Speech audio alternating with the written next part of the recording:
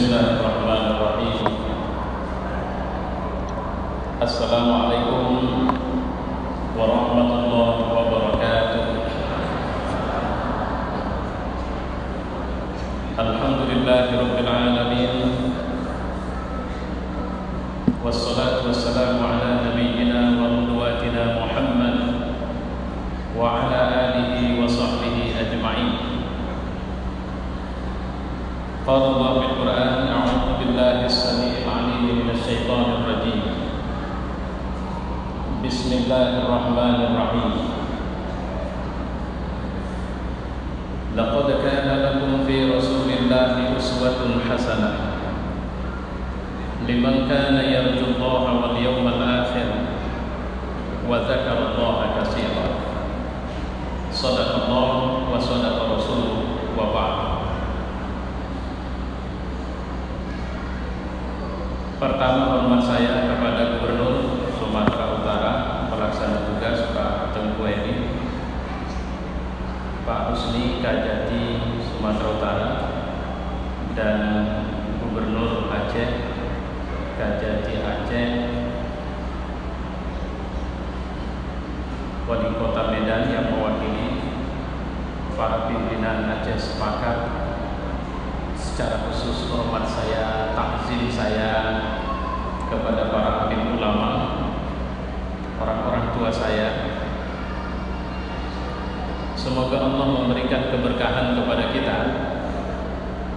keberkahan usia, keberkahan amal, dan semoga Allah telah menetapkan untuk kita surga pada satu hari kelak ketika kita berbangkit. Dan semoga Allah menjadikan semua apapun pekerjaan kita adalah pekerjaan yang diridhoinya, pekerjaan yang dicintainya, pekerjaan yang melahirkan keberkahan dan memberikan manfaat buat orang banyak. Satu hari Nabi SAW pernah mengatakan bahwa orang terbaik itu adalah orang yang paling dirasakan pengaruhnya buat orang banyak.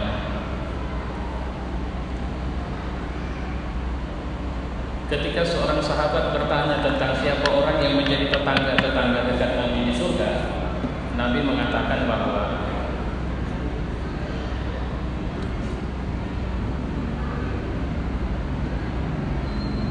tetangga dekat bagi beliau di surga adalah orang yang paling banyak memberi manfaat buat orang lain.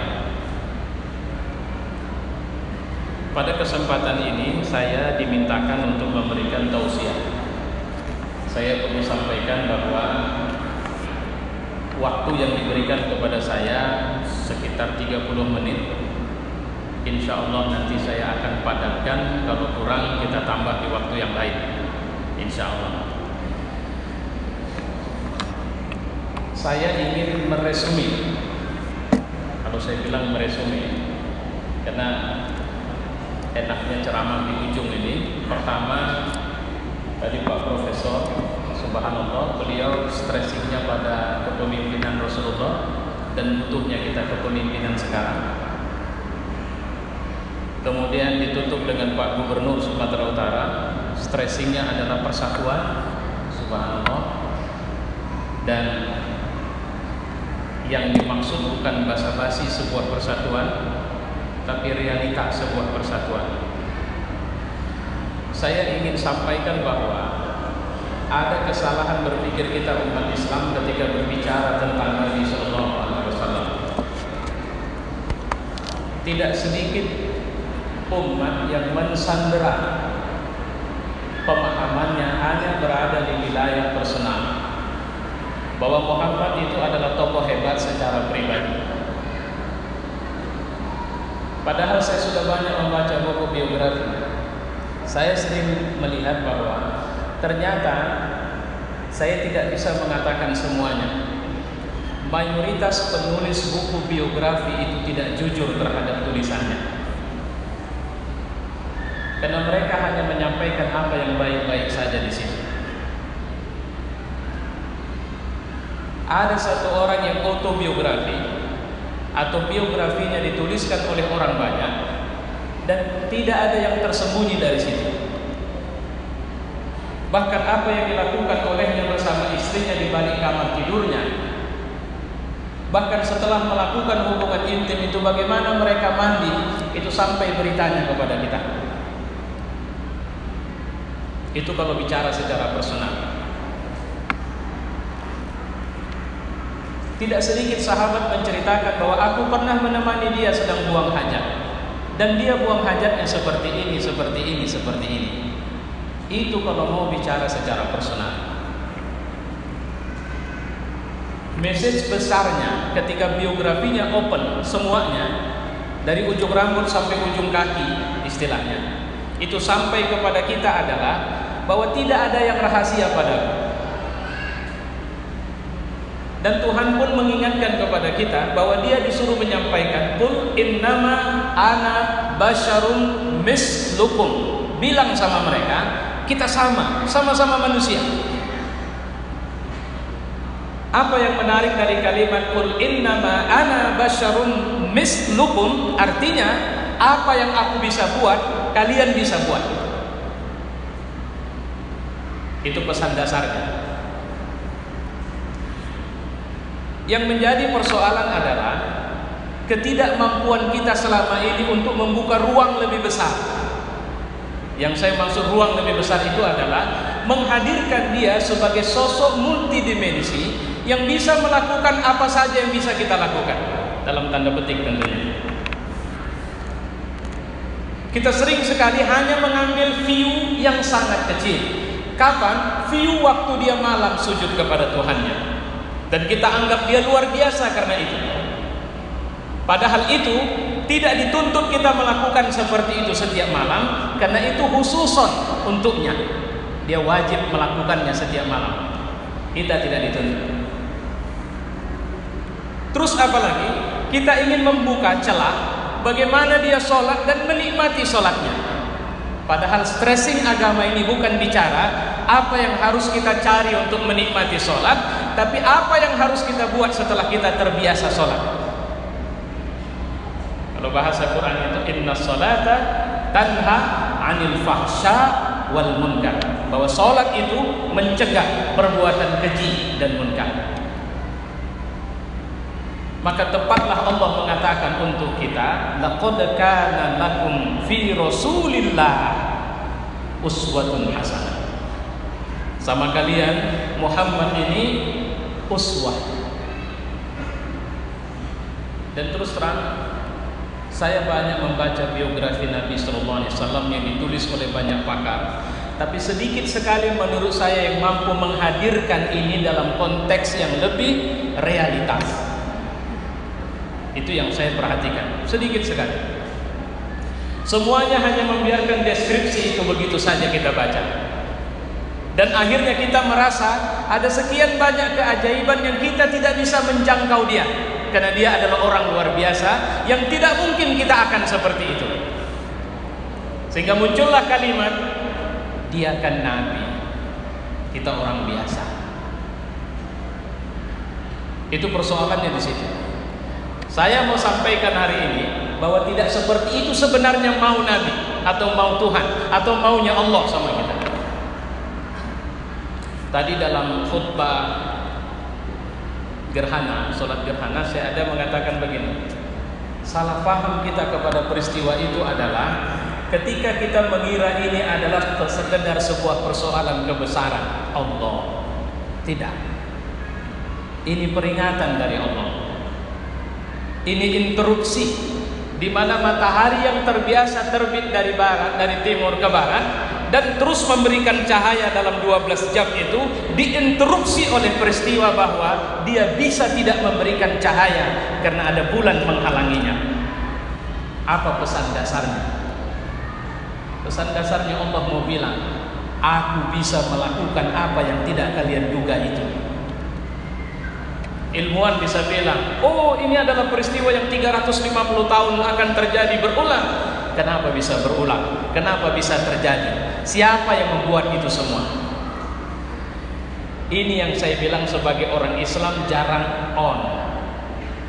Saya sering menggunakan istilah on off. Kalau bahasa Nabi al-yaqin, iman, ada atau Amerika. yang menjadikan Quran sebagai rujukan dan hadis sebagai rujukan, dan mengambil sedikit-dikitnya 5 poin besar untuk negara mana yang bisa disebut di muka bumi ini paling Islami. Akhirnya keluar sekian poin itu. Dan setelah itu mereka melakukan tes kepada semua negara di muka bumi, dan terpilihlah New Zealand, Selandia Baru, sebagai negara yang paling Islami di muka bumi. Belanda di urutan 10 besarnya. Indonesia alhamdulillah masih di bawah 100-an. Dan mayoritas negara Islam ternyata di angka puluhan sampai 100-an itu. Nah, yuk, ini ngajinya. Ini kalau cocok rasa Bapak, saya tidak panjangkan supaya nyambung di waktu kapan nanti. Karena saya terus terang seumur hidup, akhirnya baru ini saya masuk ke masjid yang kita cintai. Padahal saya sudah bilang dari kepada DPP, Pak tolong saya udah tak pernah masuk, tapi ternyata memang diundang tidak pernah bisa datang. Apa yang terjadi? Kalau saya tanya sama semua di sini, pasti jawab, who's Islam? What is Islam? Way of life, jalan hidup. Kalau ada orang Islam mengatakan bahwa Islam atau Al-Quran bukan jalan hidup, kita pertanyakan keimanannya. Tapi apa yang terjadi? Artinya begini, proses injeksi keyakinan kepada sistem berpikir kita dan sistem merasa kita, ternyata ini tidak berlangsung total. Kita baru merasa at home, merasa nyaman jadi muslim kalau di masjid. Kalau keluar masjid, kita merasa ada sebuah sistem yang trouble, sehingga kita lebih sering mengistirahatkan Islam. Maaf Islam, aku bukan tidak mau, tapi sepertinya kau tidak bisa diberdayakan atau diaplikasi atau diterapkan di sini. Saya mau tanya, ada apa dengan cara meyakini kita? Seorang perempuan yang tidak berbusana muslimah tapi dia muslim ditanya, apakah menurutmu berbusana muslimah itu wajib? Pasti dia jawab wajib. Tapi kenapa kau tidak melakukannya? Ini yang mau saya tanya. Apa yang menjadi trouble ini? Inilah yang saya bilang, ayo kita pulang kepada seperti apa dulu Nabi mengenalkan Islam ini. Sebelum lebih jauh, saya mau kasih tahu bahwa dari 10 yang dijamin Nabi masuk surga, itu 4 kepala negara itu. Dari 10 yang dijamin Nabi masuk surga, 4 orang itu kepala negara. Jadi orang-orang yang berpeluang menjadi orang yang paling terdepan masuk surga sebenarnya adalah orang-orang yang mengurusin orang banyak. Kenapa orang-orang yang mengurusin orang banyak? Karena mereka lah yang bisa berpeluang paling dekat dengan Nabi nanti di surga. Karena Nabi mengatakan, siapa yang paling dirasakan pengaruh baiknya oleh orang banyak, itulah yang akan jadi tetanggaku di surga. Maka sering saya membuat tamsilan seperti ini. Seorang yang menjaga malam, dia keliling di perumahan itu dari pintu ke pintu memeriksa apa tidak ada masalah. Dengan seorang yang malam itu bangun jam 2 malam, sementara si penjaga malam keliling menjaga malam. Yang bangun jam 2 malam dia ambil wudu, dia menghampar sajadah, dia sholat, dia tersungguh menangis karena banyaknya dosa. Dia menadahkan tangannya dan mengatakan, ya Rabb, ampunkanlah aku dengan dosaku. Saya mau tanya, siapa yang paling Allah sukai malam itu?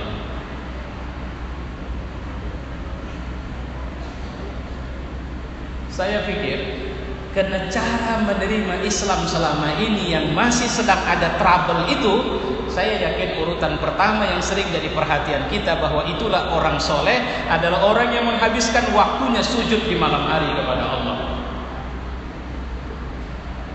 Sementara yang bawa senter dengan kebu atau sebu, dengan kemudian dia berjalan menyenter ke sana kemari, kita tidak menganggap itu wilayah kesolehan sama sekali.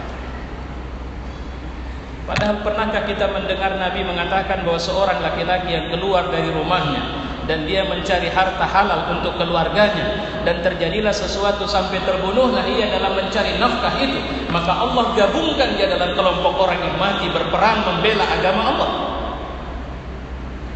Pernahkah kita mendengar bahwa Nabi juga pernah mencium tangan seorang laki-laki yang kasar dengan mengatakan, inilah tangan penghuni surga itu. Dan ketika ditanyakan, kenapa ya Rasul, bukankah dia orang biasa di tengah kami? Ya, dia biasa di tengah kalian, tapi dia luar biasa di tengah keluarganya. Apa keluar biasaannya? Dia tidak pernah menghalalkan yang haram masuk ke dalam rumahnya. Luar biasa. Ini sesuatu yang menarik. Artinya, Nabi tidak pernah bicara bahwa kesolehan-kesolehan itu harus muncul dari ruang pribadi kita. Atau bagaimana seorang Umar ketika mendahulukan Bilal bin Rabah di saat dia menerima Bilal, waktu itu dia presiden, marahlah Abu Sufyan karena dia bangsawan. Umar mengatakan, di mana kau sewaktu Bilal diseret di tengah padang pasir. Ukuran-ukuran kesolehan itu ternyata tidak terletak pada ruang pribadi kesolehan, tapi ada ruang kesertaan kebersamaan. Jemaah yang mulia, saya mau tambah lagi, ini saya mau ngajak berpikir ini. Nanti zuhur datang, Bapak tidak usah sholat berjamaah, karena Bapak adalah orang, ini contoh ini. Jangan sholat berjamaah, sholatlah sendiri, karena dalam tanda petik sholat Bapak jauh lebih baik dari sholat orang ramai itu. Sholat Bapak sudah kayak Nabi, dari takbir sampai salam persis mirip Nabi. Saya mau tanya, berapa pahalanya?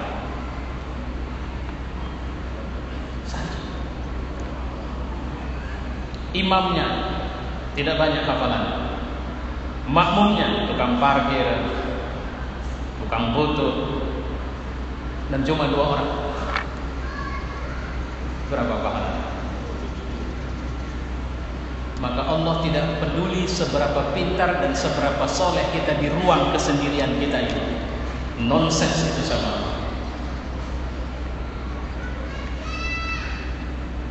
Itulah kenapa juga Islam meletakkan posisi orang tua itu jauh persis, kalau mau dibilang, di bawah Allah dalam urusan mensyukuri. Anishkurli wali walidayya. Bersyukurlah kepadaku dan kepada kedua orang tua kalian. Kenapa? Tidak ada yang bisa melakukan action setulus aku sama kalian kecuali orang tua kalian.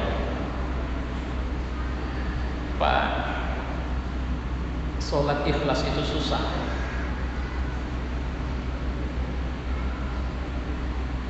Puasa ikhlas itu susah. Tapi jadi orang tua ikhlas, nggak usah ngaji kemana, nggak perlu ada madrasahnya, tidak usah bapak suluk kemana, nggak usah. Cukup nikah, setelah nikah punya anak, lahir anak cacat dan sehat, saya mau tanya sama bapak atau sama ibu di belakang, jika ibu punya sekian anak, saya alhamdulillah punya anak 9 orang. Mohon maaf Pak Gubernur, saya kelewatan urusan permintaan negara 3 atau 2, saya kelewatan masalah. Misalnya 1 dari anak ibu cacat, saya mau tanya, siapa yang ibu sayang? Yang cacat mana yang lebih disayang? Yang cacat atau yang sehat? Cacat. Saya mau tanya, kalau bicara produktif, tidak produktif itu anak cacat. Tapi kenapa sayang lebih tumpah kepada yang tak berdaya? Yuk, saya korelasikan kepada Tuhan. Muhammad, kenapa aku sakit kau tidak datang? Aku lapar kau tidak datang? Nabi tanya, ya Rasul, ya Allah, kapan? Ketika ada orang sakit, aku bersama mereka. Ketika ada orang lapar, aku di tengah mereka. Ketika ada orang tidak berdaya, aku di tengah mereka. Kenapa kau tidak datang? Maksud tidak datang, kenapa kau tidak mengulurkan tanganmu? Saya cuma ambil korelasi. Maka orang tua, orang tua saya, salah satu saudara saya dulu bandelnya luar biasa. Emak saya itu sampai bilang, haram kalau aku meninggal, kau datang, tidak aku izinkan. Coba bayangkan sampai kalimat itu keluar. Saya ingatkan satu kalimat, jangan bicara begitu. Kita tidak tahu dia siapa besok. Masya Allah, alhamdulillah ada konversi, ada proses inqilabi, dia malah jadi ustaz sekarang. Saya tanya sama mak saya, kenapa bilang begitu? Tidak, kalimat itu tidak bukan datang dari marahku, tapi itu datang dari cintaku. Maka Allah kalau timpakan kita musibah, itu bukan Allah marah sama kita, itu sayang kali dia sama kita. Selama ini jadi bandar narkoba, dikasih sakit jantung, berhenti jadi bandar narkoba. Sayang Allah sama dia, bukan benci. Kenapa? Ketika sakit menghentikan maksiat, itu Allah sayang sama dia. Kalau dia maksiat nggak berhenti, nggak sakit-sakit, nggak ada masalah, itu tanda Allah sudah tidak suka sama dia. Kalau bahasanya lantak kau lah dia. Baik, kita balik. Saya punya waktu 10 menit lagi. Kita balik ke cerita Nabi tadi. Apa sebenarnya? Kalau tadi mislukum, saya mau bilang bahwa sama. Gak ada yang gak bisa, kita bisa. Kenapa? Dia uswah. Allah tidak mungkin berikan contoh sama kita yang kita tidak bisa. Cuma dia contoh ngapain? Ini yang yuha ilayya, ada wahyu sama. Apa wahyu itu? Wahyu untuk ngasih tahu sama kalian, Tuhan itu ada, sembah dia. Tadi saya bilang 10 sahabat, 4 kepala negara, 1, 2, dalam catatan saya ada 4 juga pengusaha. Cuma 1 kepala negara tapi miskin, Ali bin Abi Thalib. Selebihnya secara ekonomi mereka mapan, posisi secara di tengah komunitas masyarakat muslim mereka ada, itu dijamin Nabi masuk surga. Apa titik lebihnya?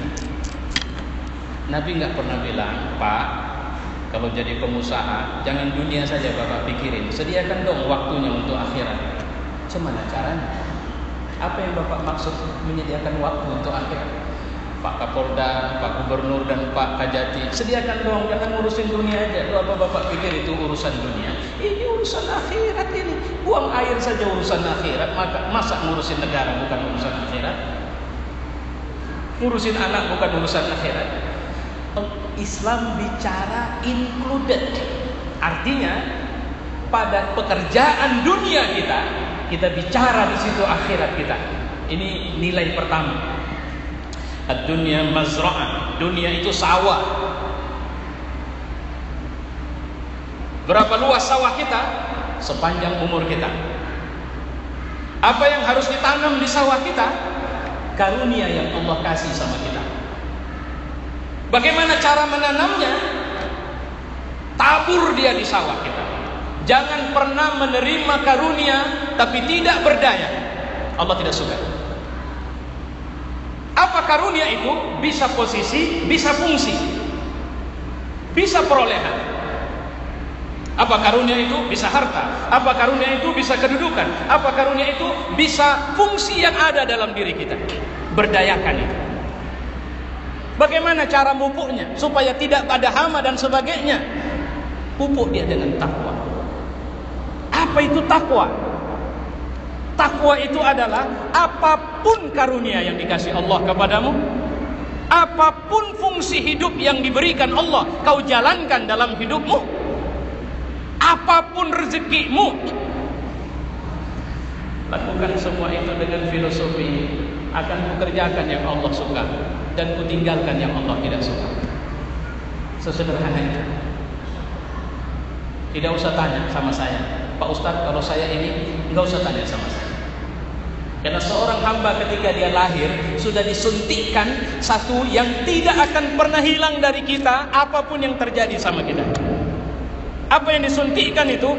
Kesadaran, ketidakberdayaan, ketidakpastian, dan keyakinan yang tidak bisa dihilangkan dari diri kita bahwa ada kekuatan yang mengendalikan kita, dan itu adalah Allah Subhanahu wa Ta'ala. Seorang Fir'aun pun akhirnya mengakui itu, walaupun dia terlambat. Itu yang disebut dengan istilah fitrah.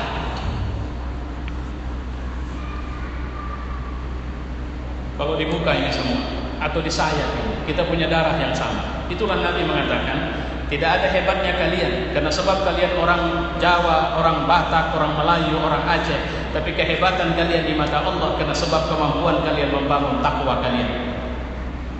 Sehingga akhirnya Islam tidak bicara posisi, tapi Islam bicara apa yang bisa kau buat setelah kau berada di posisi itu, apapun posisimu.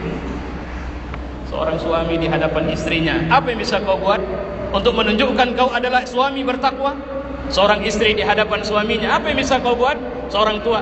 Inilah yang dibenamkan Nabi, sehingga apa yang diburu oleh generasi pertama itu bukanlah perburuan dengan dunia ansih tujuannya, tapi mereka menatap dengan view yang lebih jauh ke sana, bahwa aku ingin masuk dalam surga-Mu Tuhan. Maka Nabi atau Allah menetapkan road map to Jannah, itu Al-Quran. Saya nggak tahu Medan, saya nyetir, saya taruh GPS, saya online ke satelit, kemudian saya nggak tahu jalan kemari, saya ketik saja, saya mau ke sana, go, aktivasi. Karena kalau mobil untuk tidak sesat di jalan, hidupkan GPS-nya.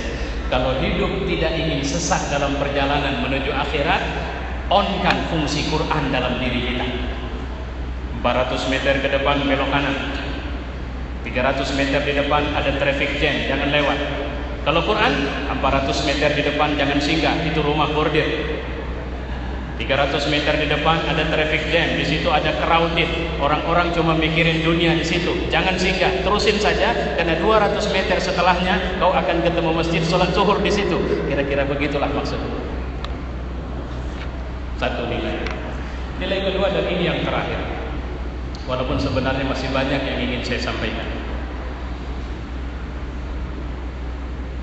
Sebenarnya Nabi tidak mempersoalkan apa pekerjaan kita. Bahkan saya sering mengatakan, kalau bapak pengusaha penghasilan 100-200 juta per bulan puas, Allah marah kalau bapak puas.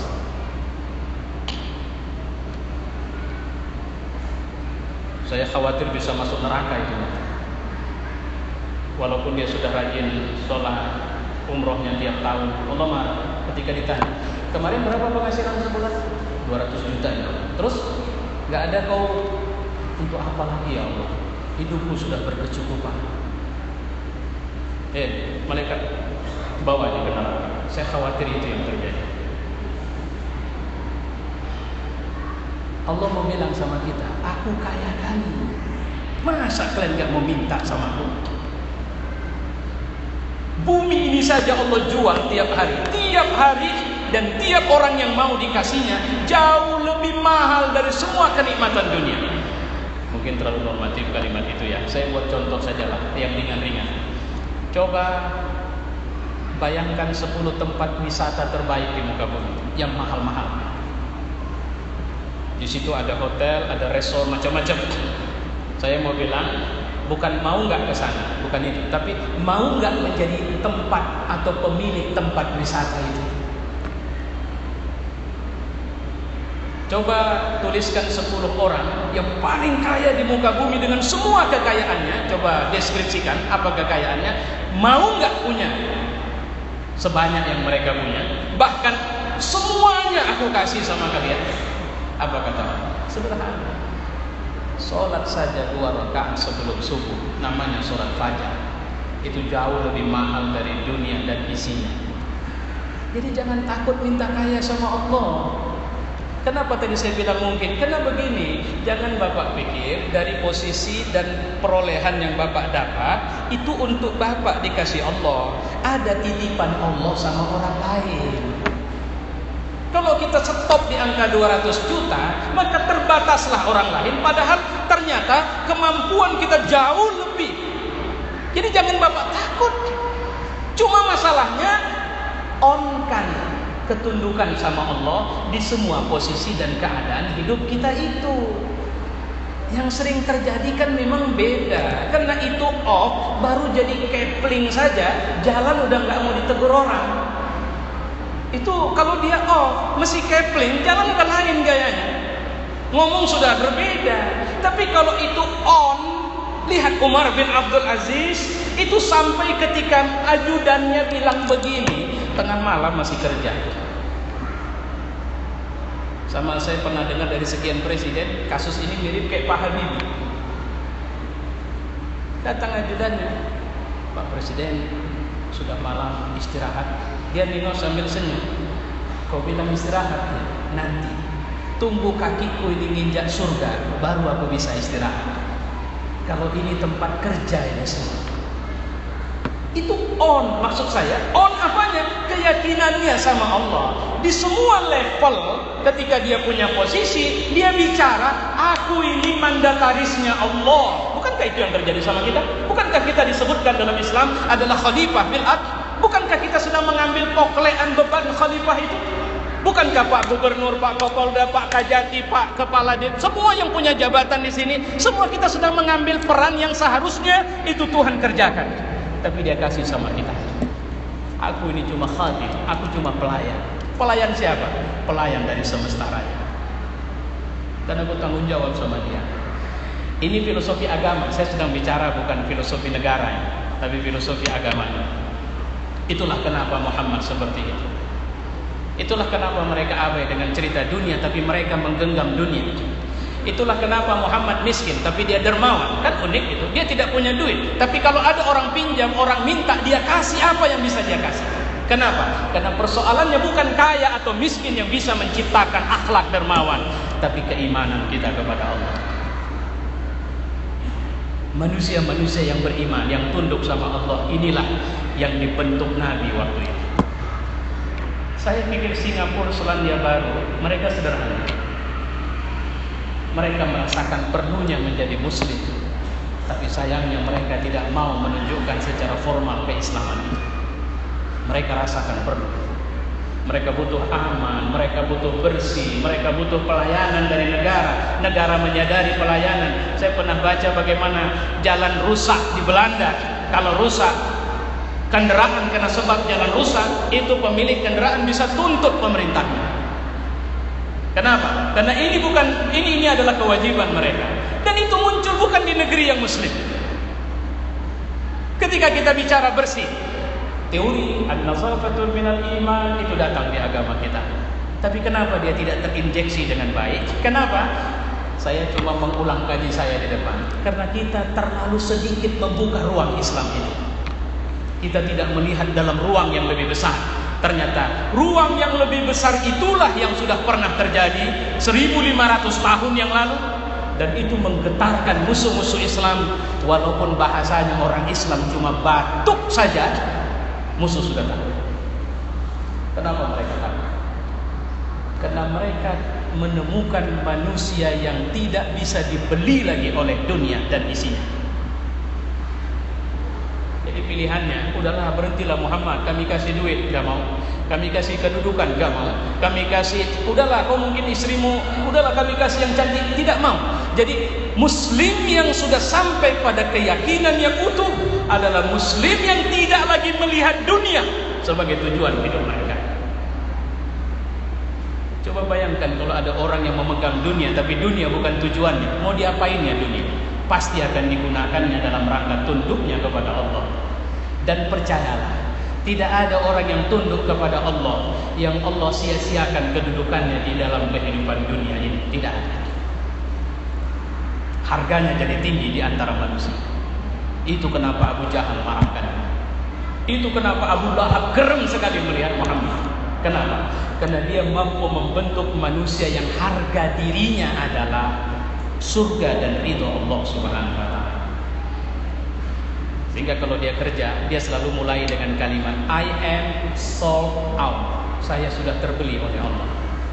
Dan pekerjaan ini adalah cicilan saya kepada Allah. Kalau bahasa saya yang lain, kita ini sebenarnya warga negara surga yang sedang mampir di muka bumi. Tapi hati-hati, bumi atau dunia bisa membuat kita rusak dan merusak akad perjanjian kita dengan Allah untuk mendapatkan surga. Hati-hati dengan semua itu. Yang mulia Bapak-bapak, Ibu-ibu, saudara-saudara, saya pikir ini yang bisa saya sampaikan. Semoga Allah memberi kebaikan untuk kita semua, menjadikan kita hamba yang diridhonya. Secara khusus saya mendoakan semoga para pemimpin yang hadir adalah pemimpin yang menjadi syarat utama terbentuknya baldatun thayyibatun wa rabbun ghafur. Wassalamualaikum warahmatullahi wabarakatuh.